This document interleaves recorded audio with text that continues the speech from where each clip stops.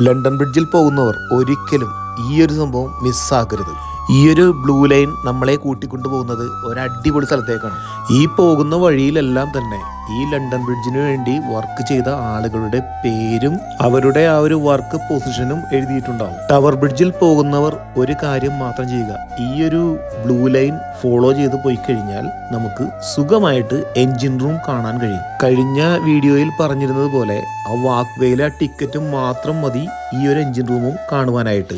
അതുകൊണ്ട് സെപ്പറേറ്റ് ഒരു ടിക്കറ്റിന്റെ ആവശ്യമേ വരുന്നില്ല. പിന്നെ ഈ ഒരു ബ്ലൂ ലൈൻ ലെഫ്റ്റ് തിരിയുന്നത് കാണാം, പിന്നെ സ്റ്റെപ്പിലേക്ക് ഇറങ്ങും. നമ്മൾ ആ ബ്ലൂ ലൈൻ മാത്രം ഫോളോ ചെയ്യുക. അവസാനം ഈ ഒരു ബ്ലൂ ലൈൻ വന്ന് തീരുന്നത് ഒരു ഷോപ്പിന്റെ ഉള്ളിലായിരിക്കും. റൈറ്റ് സൈഡിൽ ആളുകൾ നിൽപ്പുണ്ടാവും. അവരെ ടിക്കറ്റ് കാണിക്കുക, അവർ നമ്മളെ എൻജിൻ റൂമിലേക്ക് കയറ്റി വിടും.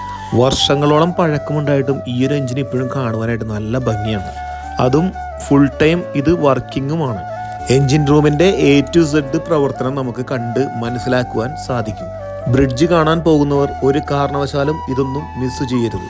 ഇതൊക്കെ ഒരു അത്ഭുതം തന്നെയാണ്. ഇതെല്ലാം കാണേണ്ട കാഴ്ചകൾ തന്നെയാണ്. ഒരു കാരണവശാലും മിസ്സാക്കിയേക്കല്ലേ.